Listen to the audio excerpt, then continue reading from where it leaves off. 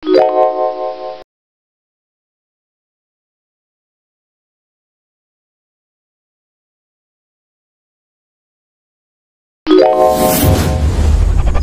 to Mahir Trading Live.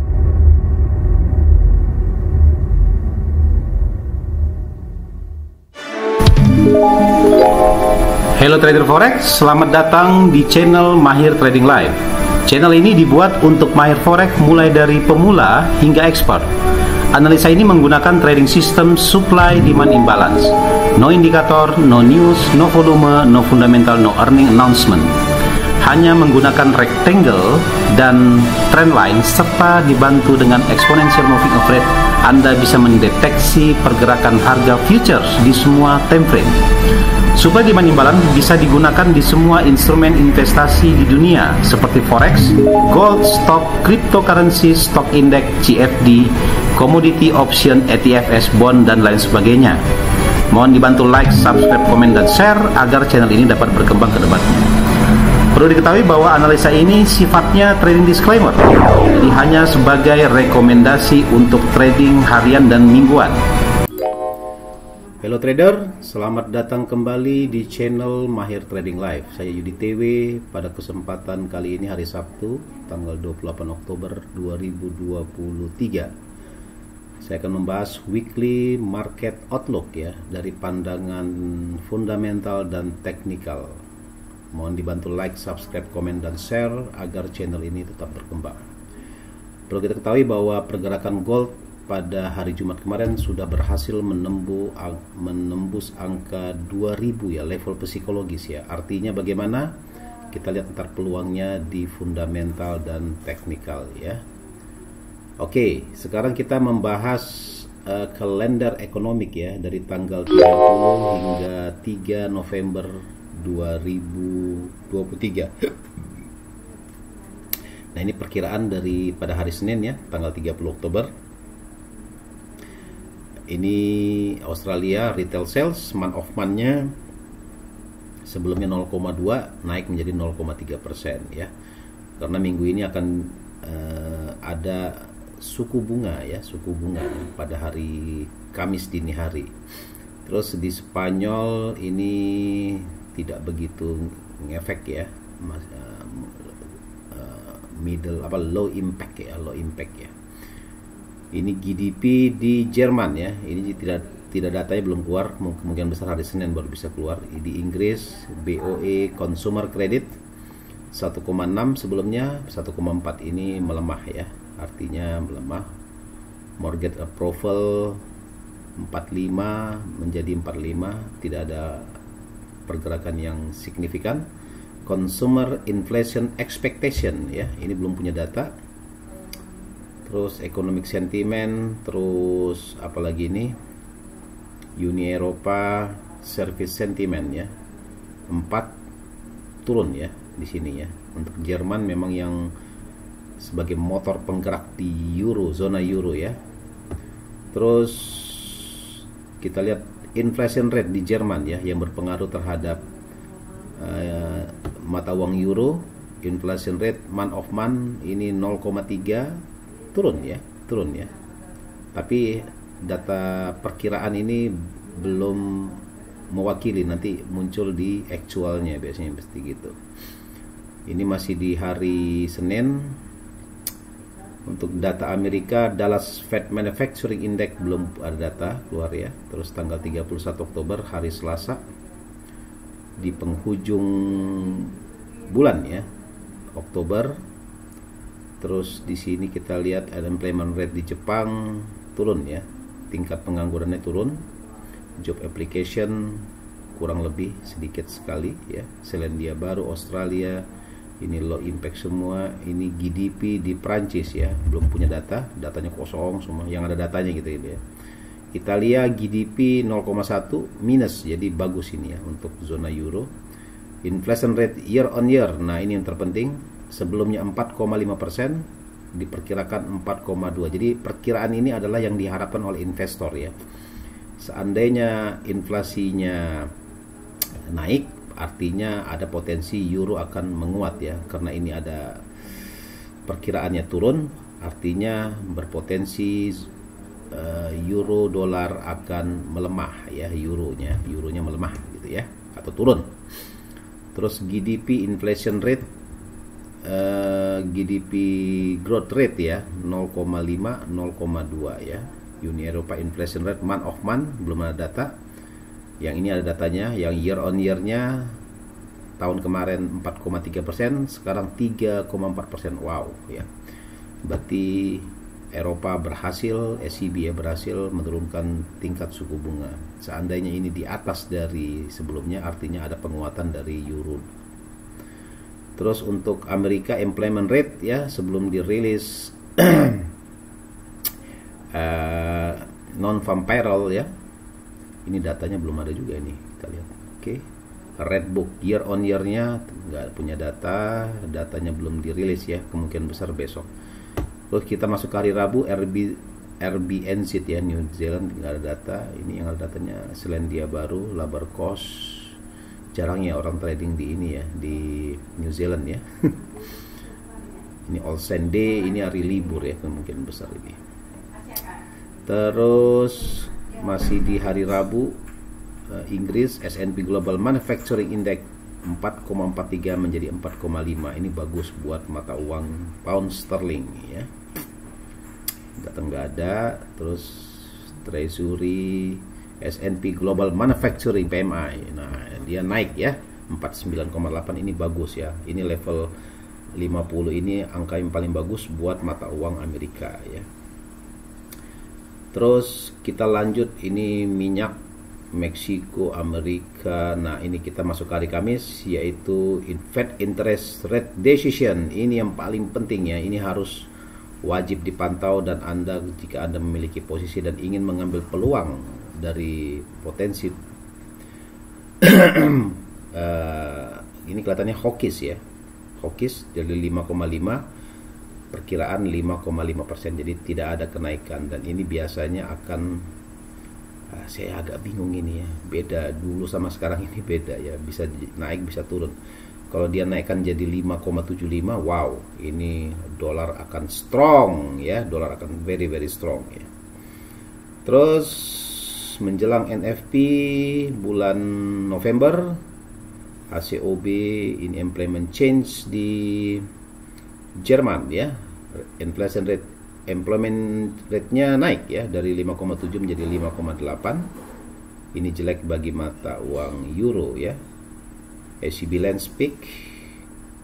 Terus nah ini yang ditunggu pada hari Kamis jam 19.00 waktu Indonesia Barat. Bank of England tetap mempertahankan dovish ya, suku bunga 5,25 menjadi 5,25 tetap ya. Ini akan memperburuk ya, memperburuk potensi penguatan dari Inggris ya.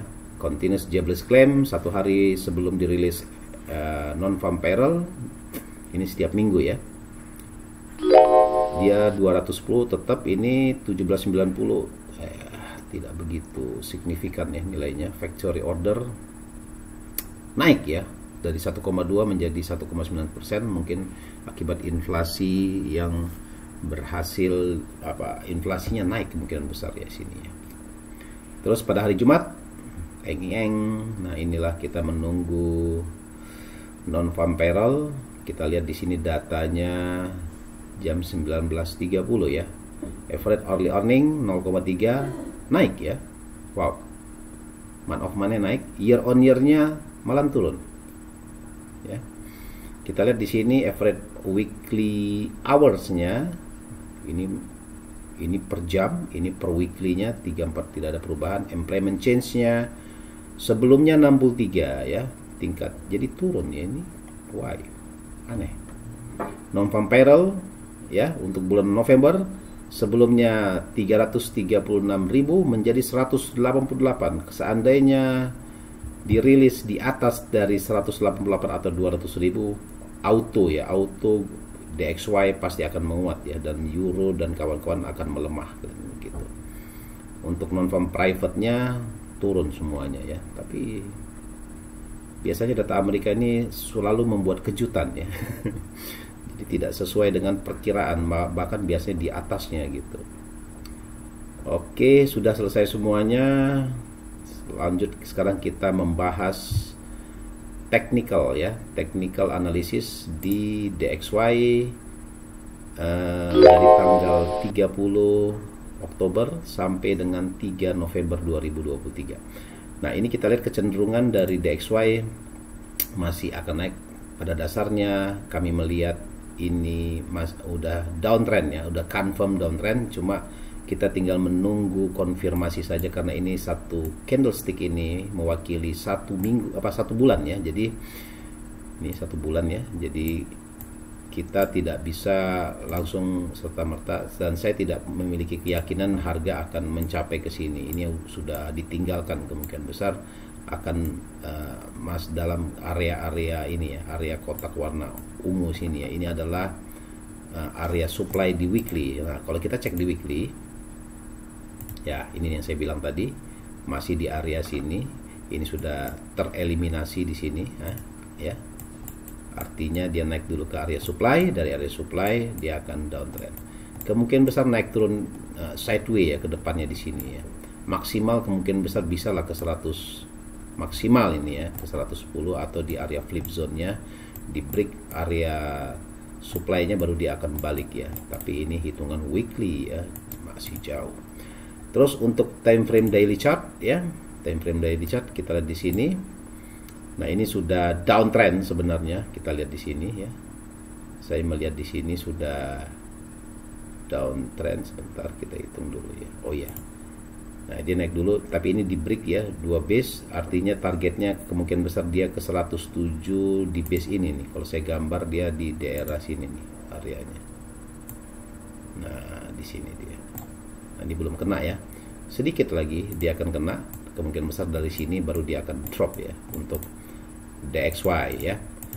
Oke, dari DXY kita beralih ke euro dollar ya, monthly ya. Time frame monthly dia masih berada di area demand ya, demand monthly ya. Ini masih di area demand monthly. Kecenderungan dia sudah membuat kenaikan. Ini kita hapus saja ini ya. Oke. Nah, kemungkinan besar dia tidak akan banyak pergerakan dari sini. Artinya dia masih berada di kisaran high low-nya time frame chart di time frame monthly. Nah, kalau kemungkinan besar juga bisa ada kemungkinan ini sudah ada candle konfirmasi naik, tapi dia sudah menyentuh area supply, kemungkinan besar masih mengalami siklus sideways ya untuk euro dollar ya. Untuk time frame daily kita lihat di sini sudah confirm down ya, udah confirm down di sini, artinya kemungkinan besar dia akan meninggalkan harga ini dengan target dia akan kembali menuju ke area sini ya. Maksimal kemungkinan besar dia kembali ke level psikologis di 1.00 ya. Ya, agak sulit memang dia akan menembus lagi di 0,8, itu agak berat ya, kemungkinan besar yang sudah terjadi pada COVID kemarin ya. Nah, untuk time frame H4 kita lihat struktur candlenya. Nah, ini sudah tereliminasi, artinya Anda boleh melakukan pengambilan posisi sell ya, posisi sell. Kemungkinan besar naik dulu ke area supply, baru dia akan turun lagi menuju ke area demand ya. Terus untuk euro dollar kita tinggalkan, menuju pound dollar ya.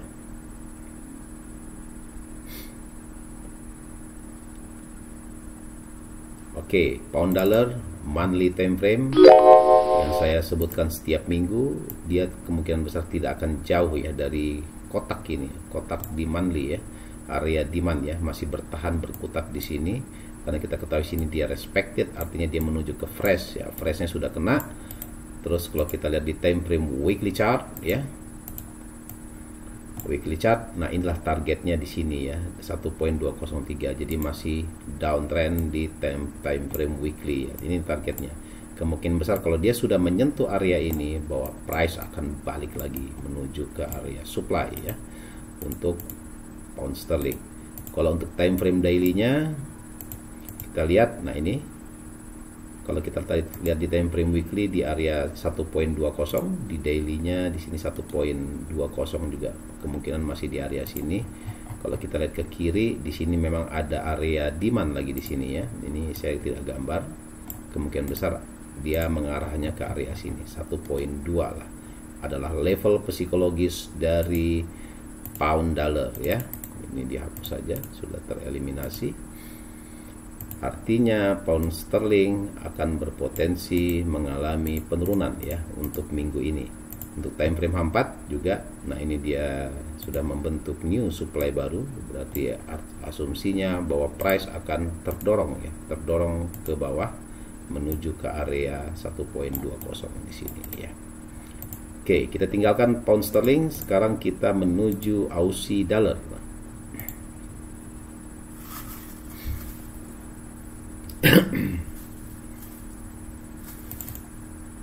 Monthly time frame. Itu yang saya bilang di setiap minggunya agak susah mungkin ya. Ini adalah area kotak yang agak susah ditembus ya. Kemungkinan besar dia masih berada di dalam kotak ini, tapi biar lebih detailnya kita lihat di time frame weekly chart. Nah, targetnya kemungkinan besar di 6150 di area proximal line dan target maksimal di 5973 di area distal line-nya ya.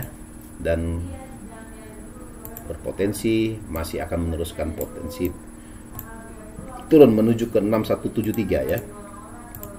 Untuk time frame daily chart, nah ini targetnya di sini ya, 165 pip ya, ini untuk time frame daily. Nah ini dia sudah turun, tereliminasi, artinya downtrend ya. Setelah menyentuh area supply, price akan turun menuju ke area demand kembali ya. Terus untuk time frame H4 nya kita lihat, nah ini sudah confirm ya, sudah terbentuk new supply baru di atas ini. Artinya ini ada ERC extended range candle, kemungkinan besar dia akan turun ke sini, naik ke sini. Ini ada trend line, baru dia turun lagi ke sini ya. Begitulah kira-kira ya. Karena kita perhatikan naik turun ke sini ya. Karena ini swingnya di sini, ini sudah tereliminasi, artinya dia akan mengejar demand in control ya di time frame H4 yang terbaru ya. Oke. Terus dari Aussie dollar kita ke Kiwi dollar ya.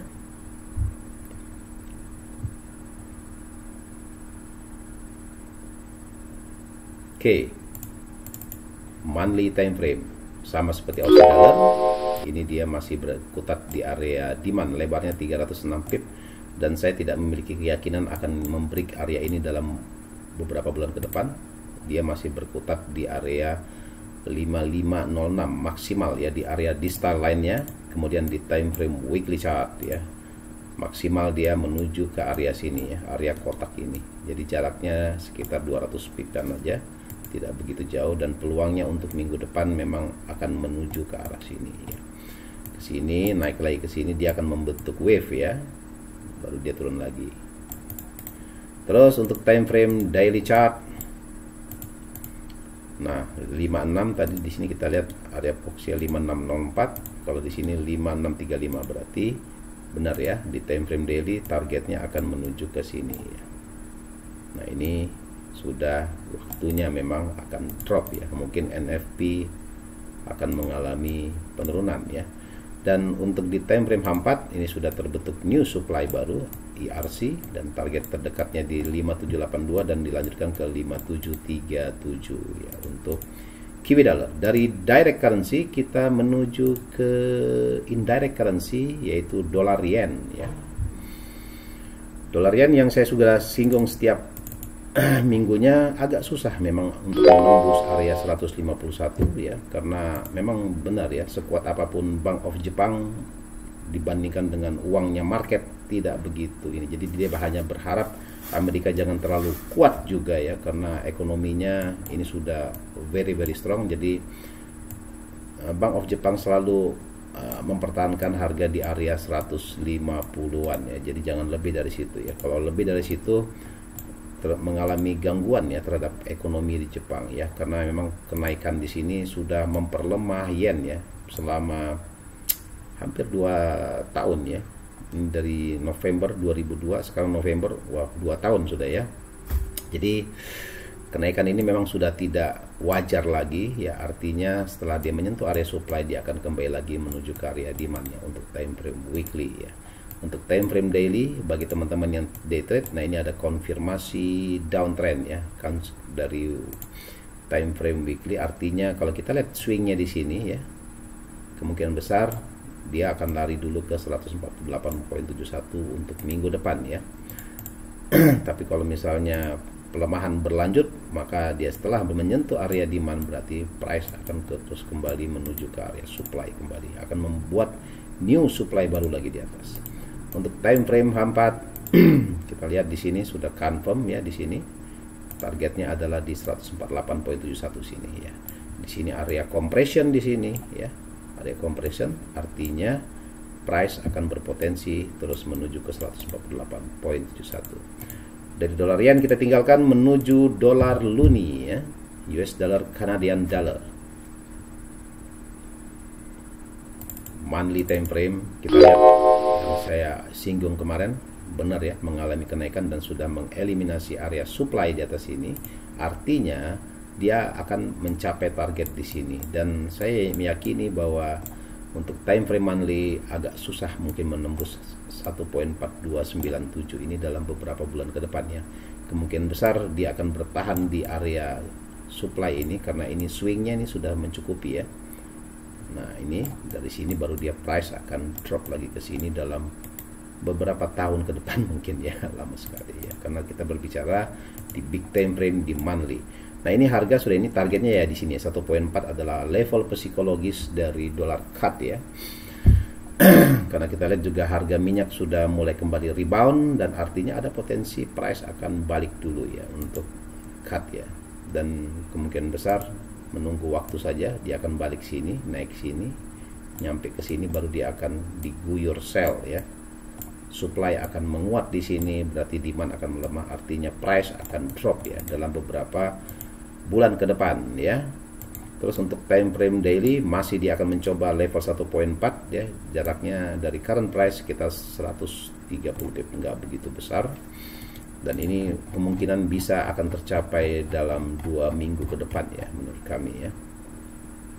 Dari time frame daily ke time frame H4, nah 1.4 nya saya belum gambar ya, kalau saya marking dia kemungkinan besar di area sini ya, jadi masih ada sekitar 161 ya. Ini respected, artinya area supply ini akan tereliminasi dan menuju ke area new supply baru lagi yang masih fresh ya. Oke, dari dolar luni ke indirect terakhir adalah dolar Swiss ya.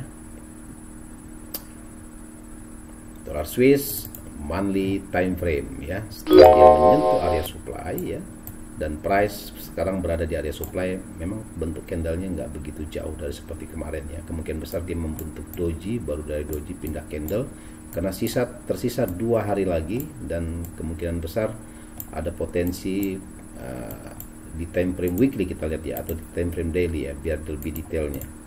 Untuk time frame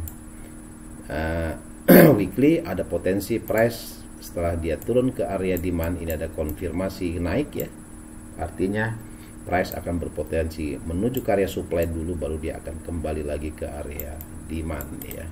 Nah ini butuh waktu 1, 2, 3, 4, 5 mungkin 5 minggu sampai akhir tahun ya, karena memang kita lihat tahu Swiss ini pergerakannya tidak begitu kuat ya.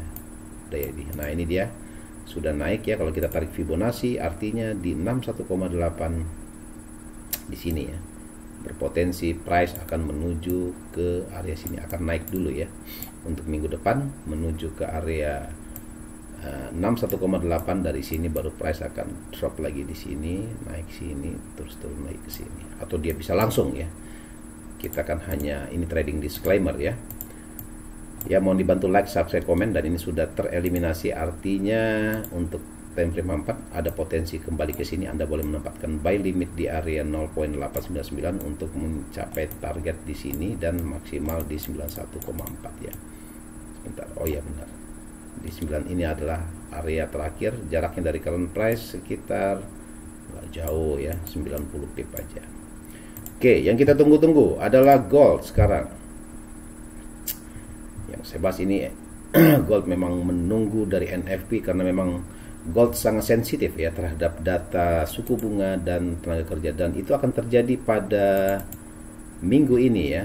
Hari Kamisnya suku bunga dan hari Jumatnya adalah non-farm payroll. Seperti yang saya jelaskan setiap minggunya, tersisa 2 hari lagi, saya meyakini bahwa tidak ada perubahan dari time frame monthly. Artinya setelah begini Anda jangan mengambil posisi sell ya, sangat riskan ya, karena ini sudah all time high di sini ya. Artinya price akan membuat new ya, harga baru. Kita tidak tahu harganya berapa ya, tidak bisa mengandai-andai. Tapi kalau saya tarik projection, itu kemungkinan besar gold berpotensi ke 2150 ya. Berarti masih ada 1500 pip lagi, price akan menuju ke sana. Itu projection, disclaimer ya, jadi jangan nanti dikira apa. Karena posisi begini ada kenaikannya ini udah sekitar hampir 2000 pip ya, tanpa balas sama sekali, tanpa correction untuk time frame monthly-nya. Artinya gold sangat berpotensi masih akan naik. Nah, untuk time frame weekly-nya dia ini belum kena ya, belum kena area supply. Nah, ini terbentuk new supply baru sini. Artinya price akan terus menuju ke level high baru ya. Ini level high-nya 2079 ya. 2080 lah asumsinya. Kemungkinan besar untuk minggu depan atau 2 minggu ke depan, 3 minggu ke depan, saya meyakini bahwa ini akan di break. Karena saya pernah buat postingan untuk time frame weekly bahwa ini akan ditembus sampai akhir tahun. Mungkin bulan November sebelum Desember sudah tembus ya, mungkin ini harganya ya. Jadi teman-teman harus waspada aja. Seandainya juga dia balik, saya tidak begitu yakin baliknya begitu. Paling-paling dia menuju ke area demand dulu, dari demand baru dia akan ngegas lagi ke atas ya. Kalau dari bentuk lihat dari supply demand ya. Terus di time frame daily chart ya, ini sudah menyentuh area demand ya, supply. Artinya kita lantar biasanya gold itu selalu menunggu berita ya, sebelum dia naik dia menunggu berita, khususnya suku bunga dilanjutkan dengan non-farm payroll. Nah, ini memang paket yang komplit ya untuk menentukan arah gold ya, karena memang gold selama ini berbeda ya dengan sebelumnya.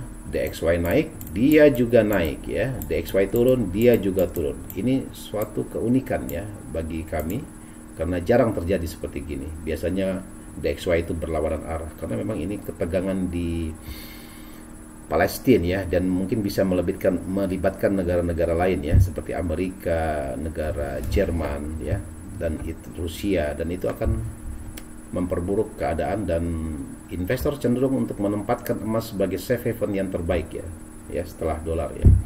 Jadi kita lihat saja nanti. Seandainya juga di time frame daily balik ya, artinya dia naik dulu ke supply, dia turun dulu ke area 79 ya, area 80-an, baru dia akan naik lagi ke atas ya. Untuk lebih detailnya di time frame H4 kita lihat. Nah, ini dia belum menyentuh, kemungkinan besar hari Senin akan terjadi correction dulu ya, menuju ke 1985.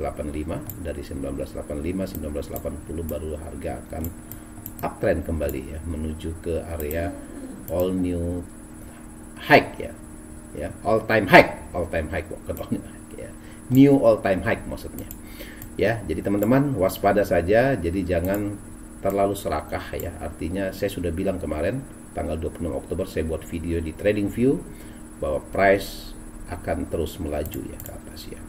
Oke, dari gold kita tinggalkan, yang terakhir adalah commodity oil ya. Commodity oil kita lihat di sini monthly time frame. Nah, ini dia sudah mulai naik karena memang ketika suku bunga tidak naik lagi, ada potensi harga inflasi bisa dijinakkan, dan emas dan minyak itu akan kemungkinan naik ya. Ini tapi di time frame monthly dia sudah menyentuh area supply, dan kemungkinan besar kita lihat di detailnya ya, lebih detail lagi di time frame weekly.